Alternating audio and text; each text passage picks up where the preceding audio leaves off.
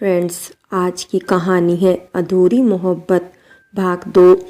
पिछले भाग में आपने पढ़ा अलका के ऊपर उसकी बहन गरम चाय फेंक देती है, जिसकी वजह से अलका का हाथ जल जाता है और वह अपना हाथ पकड़कर सीढ़ियों में बैठ जाती है क्योंकि उसके हाथ में जलन हो रही थी। थोड़ी देर बाद उसे अपने हाथ पर कुछ महसूस हुआ, तभी उसने नज़र उठाकर देखा। अब आगे उसने सामने देखा तो सागर जी खड़े थे। चाचू, आप आज फिर सोनिया ने तेरे साथ बदतमीजी की ना? सागर जी बोले। नहीं चाचू, वो तो चाय बनाते वक्त चाय गिर गई थी मेरे हाथ पर। अलका ने नजरें चुराते हुए कहा। बस कर बिटिया, तुझे क्या लगता है मुझे पता नहीं कि ये लोग तेरे साथ कैसा बर्ताव करते हैं? तू क्यों बर्दाश्त करती है इन सब का जुल्म? चली क्यों नहीं जाती यहाँ से? ऐसे कैसे चली जाऊँ आपको छोड़कर? और ये सब तो मेरे अपने हैं चाचू, और अपनों की बातों का क्या बुरा मानना। आप लोग ही तो मेरी दुनिया हो चाचू। जब मैं और सचिन अनाथ हो गए थे तब वो आप ही थे जिन्होंने हमें संभाला था। पर बेटा, सागर जी ने कुछ बोलना चाहा, तभी अंदर से सरोज जी की आवाज़ आई। अरे मनहूस कहीं की कहाँ मर गई? नाश्ता कौन बनाएगा अब? आई चाची। चाचू, मैं आपसे बाद में बात करती हूँ, कहते हुए अलका हड़बड़ाते हुए अंदर चली गई। हे कान्हा जी, मेरी बच्ची के लिए कोई ऐसा लड़का भेज दो जो इसे इस नरक से बाहर निकाल दे और सारी खुशियाँ दे जिसकी मेरी बच्ची हकदार है। सागर जी मन ही मन बोले। अलका ने जल्दी से सारा काम खत्म किया और ऑफिस के लिए निकल गई। अलका और सचिन दोनों सगे भाई बहन थे। आज से 10 साल पहले अलका का भी एक हंसता खेलता परिवार था, लेकिन एक एक्सीडेंट में उसके माँ पापा की मौत हो गई। उस वक्त सचिन सिर्फ 6 महीने का था। अलका बिल्कुल अकेली हो चुकी थी। सारे रिश्तेदारों ने भी उसकी जिम्मेदारी लेने से इनकार कर दिया था। तब अलका के चाचा सागर जी ने अलका और सचिन की जिम्मेदारी उठाई और उसे अपने घर ले आए। लेकिन ये बात सरोज जी को बिल्कुल पसंद नहीं आई। उनका मानना था कि अलका और सचिन के आने की वजह से उनके बच्चे सोनिया और नक्श को प्यार नहीं मिलेगा। सोनिया और नक्श अलका के हम उम्र ही थे और तीनों में बहुत प्यार भी था। लेकिन सरोज जी ने धीरे धीरे सोनिया और नक्श के मन में अलका के खिलाफ जहर भर दिया, जिसकी वजह से वो दोनों अलका से नफरत करने लगे और उसे परेशान करने का एक भी मौका नहीं छोड़ते। सागर जी ये सब देखकर भी चुप थे। आखिर वो करते भी तो क्या? अलका और सचिन का उनके अलावा कोई और भी नहीं था। अलका जब अपने चाचा चाची के पास आई थी तब वो 12 वर्ष की थी और सचिन 2 साल का। सागर जी ने अलका का स्कूल में एडमिशन करवा दिया था, लेकिन सरोज जी नहीं चाहती थी कि वो पढ़े लिखे, इसलिए वो अलका से घर का सारा काम करवाती। लेकिन अलका पढ़ने में बहुत तेज थी। वो घर के सारे काम करने के बाद भी स्कूल जाती और फिर रात में खुद से पढ़ती। थोड़ा बड़े होने के बाद अलका ने छोटे बच्चों को ट्यूशन पढ़ाना शुरू कर दिया और उन पैसों से वो सचिन को पढ़ाने लगी। अलका पढ़ने में तेज तो थी ही, पढ़ाई पूरी करते ही उसे एक बड़ी सी कंपनी में जॉब मिल गई और वो सचिन को अच्छे स्कूल में पढ़ाने लगी। लेकिन उसके बाकी बचे पैसे सरोज जी रख लेती थी और अलका से घर के सारे काम भी करवाती और सचिन को भी परेशान करती। अलका सब कुछ जानकर भी ये सब बर्दाश्त करती क्योंकि उसके चाचा चाची ने उसे तब सहारा दिया था जब कोई नहीं था उसके साथ में। अलका ऑफिस गई तो उसने देखा आज ऑफिस में बहुत चहल पहल थी। आरोही, आज ऑफिस में कुछ है क्या? इतनी चहल पहल क्यों है? अलका ने अपनी एक दोस्त आरोही से पूछा। अरे तुझे नहीं पता, हमारे बॉस का ट्रांसफर हो गया है और कोई नए बॉस आने वाले हैं और सुना है वो बहुत खड़ूस हैं। आरोही बोली। क्या रेहान सर जा रहे हैं? अलका हैरानी से बोली। देखा, तुझे भी शौक लगा ना? ऐसे ही मुझे भी शौक लगा था जब मुझे पता चला था। आरोही बोली। हाँ यार, रेहान सर कितने अच्छे हैं। पता नहीं नए बॉस कैसे होंगे। अलका उदास सी बोली। वो तो है, पर अब क्या कर सकते हैं। खैर छोड़ ये सब, तू जा रेहान सर से मिल ले, वो तेरा ही वेट कर रहे थे। आरोही बोली तो अलका अंदर कैबिन में चली गई। वहाँ रेहान कुछ फाइल्स चेक कर रहा था। मैं आई कम इन सर? अलका नॉक करते हुए बोली। अरे अलका, तुम आओ ना प्लीज। रेहान बोला। सर, मैंने सुना है आपका ट्रांसफर हो गया है। अलका अंदर आते हुए बोली, हाँ अलका, पर मैं यहाँ से जा रहा हूँ तो मुझे भूल मत जाना। रेहान हंसते हुए बोला, आपको कैसे भूल सकती हूँ सर, आपके इतने एहसान हैं मुझ पर। अलका बोली, अलका, मैंने तुम पर कोई एहसान नहीं किया है, मैंने जो भी किया वो एक दोस्त होने के नाते किया है। रेहान बोला, वैसे सर एक बात पूछूं? अलका हिचकिचाते हुए बोली, हाँ पूछो ना। रेहान बोला, वो मैंने सुना है कि नए बॉस बहुत खड़ूस है, सच में वो बहुत खड़ूस है क्या? अलका डरते हुए बोली, अरे नहीं अलका, ऐसा बिल्कुल भी नहीं है, बल्कि वो तो बहुत ही स्वीट है, देखना तुम उसे मिलोगी ना तो तुम्हें भी बहुत पसंद आएगा वो। रेहान हंसते हुए बोला, आप उन्हें जानते हैं क्या? अलका बोली, हाँ एक्चुअली वो मेरा बचपन का ही दोस्त है। रेहान बोला, वैसे उनका नाम क्या है? अलका बोली, सुनील ग्रोवर। रेहान मुस्कुराते हुए बोला, अच्छा अब मैं चलता हूँ, मेरी फ्लाइट का टाइम हो गया है, मैं बीच बीच में तुमसे मिलने आता रहूँगा। रेहान बोला तो अलका ने हाँ में सिर हिला दिया।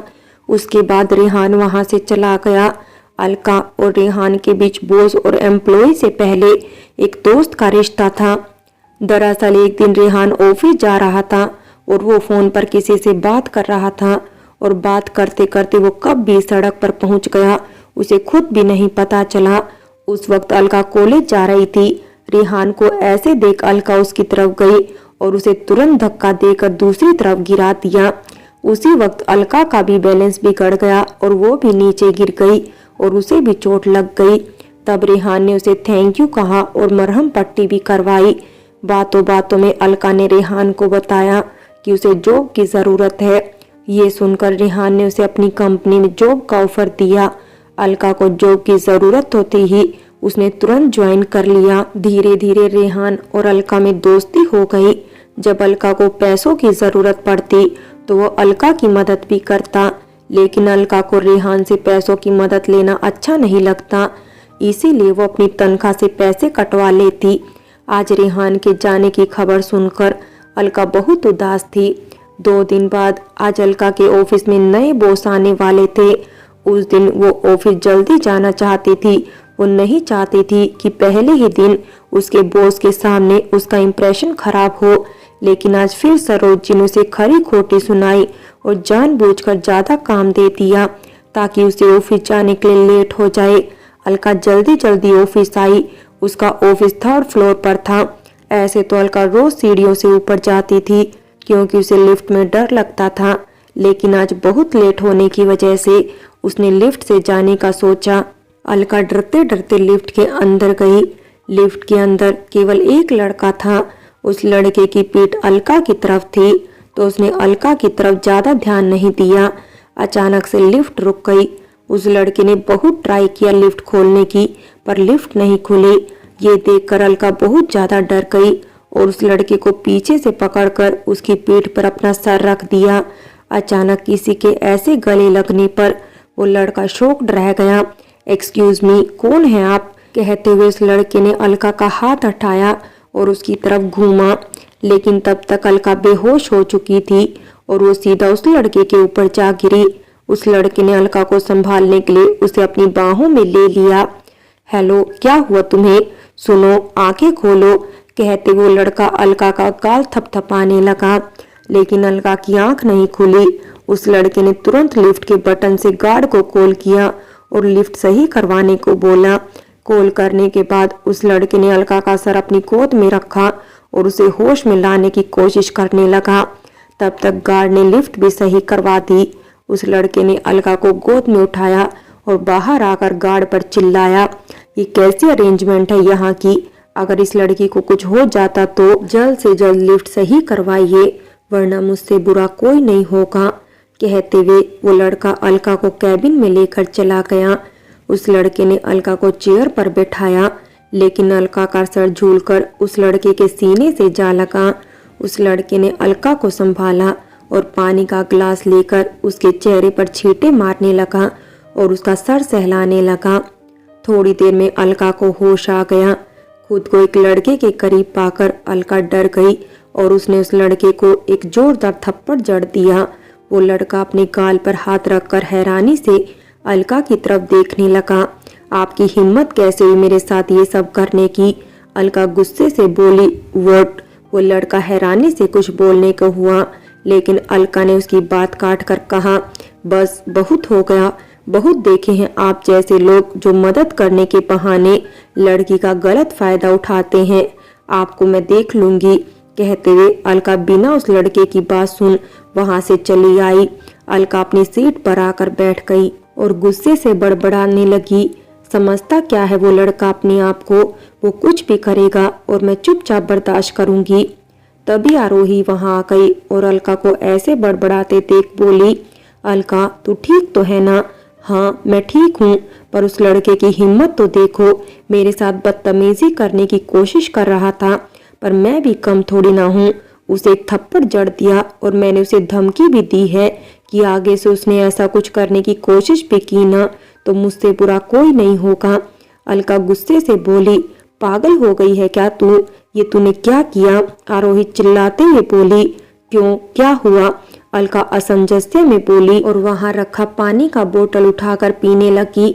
अलका, जिन्हें तू थप्पड़ मार कर आ रही है ना, वो कोई और नहीं, हमारे नए बॉस हैं, आरोही ने कहा। आरोही की बात सुनकर अलका के मुंह का सारा पानी बाहर आ गया और वो हैरानी से आरोही को देखने लगी। क्या? अलका हैरानी से बोली। हाँ, और वो तुम्हारे साथ बदतमीजी नहीं कर रहे थे, बल्कि तुम्हें होश में लाने की कोशिश कर रहे थे। जब तू बेहोश हुई थी तब वह अंदर वही थे और वही तुझे बाहर लेकर आए और उन्होंने लिफ्ट बंद होने पर गार्ड को डांटा भी और तूने उन्हें ही थप्पड़ मार दिया। आरोही बोली। इस पर अलका ने अपना सर पकड़ लिया। हे कान्हा जी, ये मैंने क्या कर दिया? कहाँ तो मैं नए बॉस के सामने अच्छा इंप्रेशन जमाना चाहती थी और कहाँ ये सब कर दिया। क्या सोच रहे होंगे मेरे बारे में? कहीं मुझे जॉब से न निकाल दे। अलका घबराते हुए बोली। वो तुझे जॉब से निकाले इससे पहले तू जाके उनसे माफी मांग ले और उनसे रिक्वेस्ट कर कि वो तुझे जॉब से न निकाले। आरोही बोली। हाँ तू सही कह रही है, मैं अभी जाकर सर से माफी मांग लेती हूँ, अलका ने कहा और वो सुनील के कैबिन की तरफ जाने लगी। अलका डरते हुए सुनील के कैबिन की तरफ गई। मैं आई कम इन सर? अलका डरते हुए बोली। तुम अब क्यों आई हो यहाँ पर, और कुछ सुनाना बाकी था क्या? सुनील अलका को देखकर भड़कते हुए बोला। सॉरी सर, मुझे नहीं पता था कि आप मेरी हेल्प कर रहे हैं, प्लीज मुझे माफ कर दीजिए, अलका अंदर आकर बोली। देखो तुम। सुनील ने जैसे ही कुछ बोलना चाहा, अलका ने झट से अपना कान पकड़ लिया और अपनी आंखें बंद करते हुए बोली, सर प्लीज मुझे माफ कर दीजिए, मैं जानती हूँ अब आप मुझे जॉब से निकाल देंगे, पर सर प्लीज मुझे एक मौका दे दीजिए, मैं आइंदा ऐसी गलती कभी नहीं करूंगी, प्लीज सर मुझे जॉब से मत निकालिए। अलका इस वक्त बहुत मासूम लग रही थी। पहली बार सुनील ने उसका चेहरा ध्यान से देखा था। अलका के चेहरे पर इस वक्त दुनिया भर की मासूमियत छाई हुई थी। सुनील उसे देखता ही रह गया। काफी देर तक जब सुनील ने कुछ नहीं कहा तो अलका ने धीरे से अपनी आंखें खोली तो सुनील को खुद की तरफ देखता पाया। जब सुनील ने देखा अलका उसे ही देख रही है तो उसने अपनी नजरें हटा ली। सर आपने मुझे माफ कर दिया ना? अलका सुनील को चुप देख फिर बोली, और तुम्हें ऐसा क्यों लगता है कि मैं तुम्हें माफ कर दूंगा? सुनील गुस्से से बोला, पर सर कितनी आसानी से तुमने मेरे कैरेक्टर पर सवाल उठाया और फिर आकर माफी मांग ली। तुम्हें क्या लगता है कि मैं तुम्हें इतनी आसानी से माफ कर दूंगा? सुनील अलका की बात काटते हुए बोला। इस पर अलका कुछ नहीं बोली और अपना सर झुका लिया। चलो मेरे साथ में, कहते हुए सुनील कैबिन से बाहर निकल गया।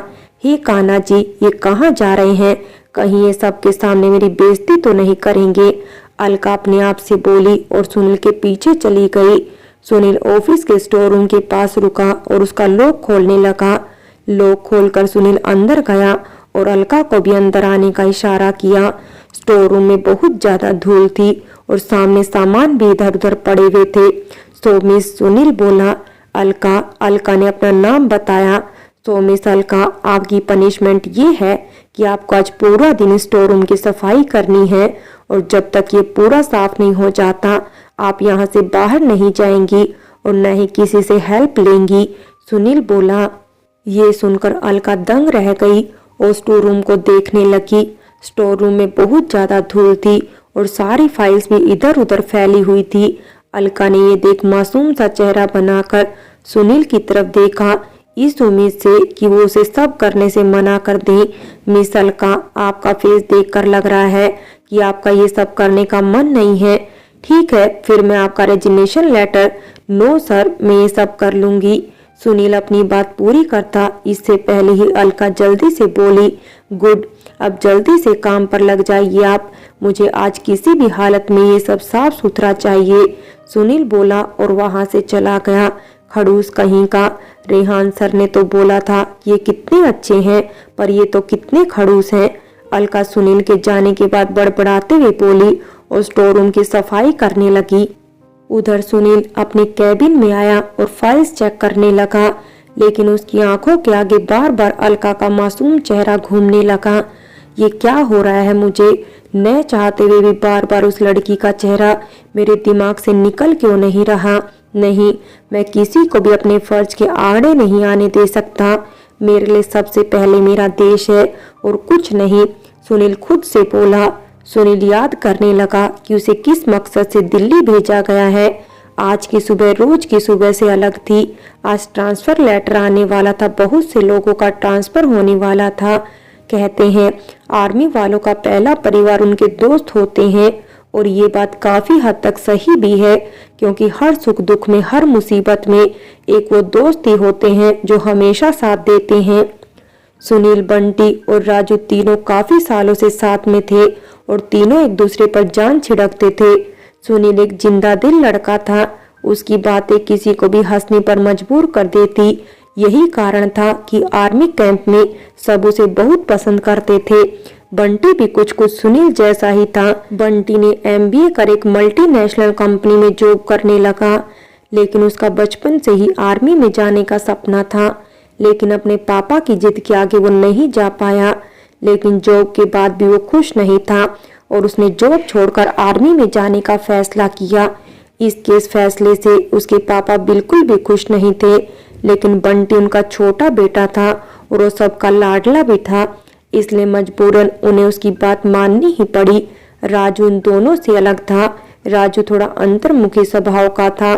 वो जल्दी किसी से अपने दिल की बात नहीं बता पाता था। ये बात सुनील समझता था।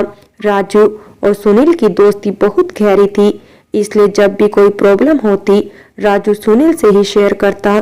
सुनील भी हमेशा राजू का साथ देता। यूं तो सुनील बेफिक्र सा बहुत जिंदा दिल इंसान था, लेकिन ड्यूटी के वक्त वो उतना ही खूंखार हो जाता। वो अपने दुश्मनों पर जरा भी रहम नहीं करता। सुनील के लिए अपने फर्ज से बड़ा कुछ भी नहीं था। ड्यूटी पर उसका अलग ही रूप था। सुबह से तीनों दुख मना रहे थे कि तीनों की पोस्टिंग अलग अलग जगह न हो। राजू और बंटी उदास से बैठे थे, तभी सुनील नहाकर उनके कमरे में आया। क्या हुआ, तुम दोनों को इतने उदास क्यों हो? सुनील उन दोनों से बोला और उन दोनों के बीच जाकर बैठ गया। यार, आज ट्रांसफर की लिस्ट आने वाली है। अगर हम तीनों का ट्रांसफर अलग अलग जगह हो गया तो? बंटी उदास सा बोला। हम आर्मी वालों की जिंदगी भी कितनी अजीब होती है ना। महीनों अपने परिवार से दूर रहना पड़ता है। एक दोस्त ही तो होते हैं जिनके सहारे हम खुलकर जीते हैं, लेकिन फिर उनसे भी अलग होना पड़ता है। राजू बोला, तुम दोनों की बातें बिल्कुल सही है, लेकिन याद करो, जब हमने आर्मी ज्वाइन की थी तब हमने कसम खाई थी कि हमारे लिए सबसे पहले हमारा देश होगा, उसके बाद कुछ और। इसलिए ज्यादा मत सोचो। किसी भी रिश्ते से ज्यादा जरूरी हमारा देश के प्रति फर्ज है, जिसे हमें हर हाल में निभाना है। और रही बात अलग होने की, तो हम तीनों भले ही अलग अलग जगह पर जाएं, पर इससे हमारी दोस्ती पर कोई फर्क नहीं पड़ेगा। सुनील दोनों को समझाते हुए बोला और राजू और बंटी को गले लगा लिया। तभी एक सैनिक वहां आया और बोला, जय हिंद सर। उसकी आवाज सुन तीनों ने उसकी तरफ देखा। सर, आप तीनों को कर्नल सर ने अपने कैबिन में बुलाया है, उस जूनियर ने कहा। ठीक है, तुम जाओ, हम आते हैं, बंटी बोला और तीनों कर्नल सर के पास चले गए। थोड़ी देर बाद तीनों कर्नल नफे सिंह के कैबिन में पहुंचे। वहां सारे सैनिक पहले से ही मौजूद थे। जैसा कि आप सभी जानते हैं कि आप सभी में से कुछ लोगों का ट्रांसफर होने वाला है। जिन जिन लोगों का ट्रांसफर हुआ है, मैं उन लोगों के नाम बता रहा हूँ। कहते हुए कर्नल सर ने जितने लोगों का ट्रांसफर हुआ था उनका नाम बताकर उन्हें ट्रांसफर लेटर पकड़ाने लगे। फ्रेंड्स, बाकी की कहानी अगले भाग में देखें और अगर कहानी अच्छी लगी हो तो लाइक करें, शेयर करें और प्यार भरी कहानी चैनल को सब्सक्राइब करें।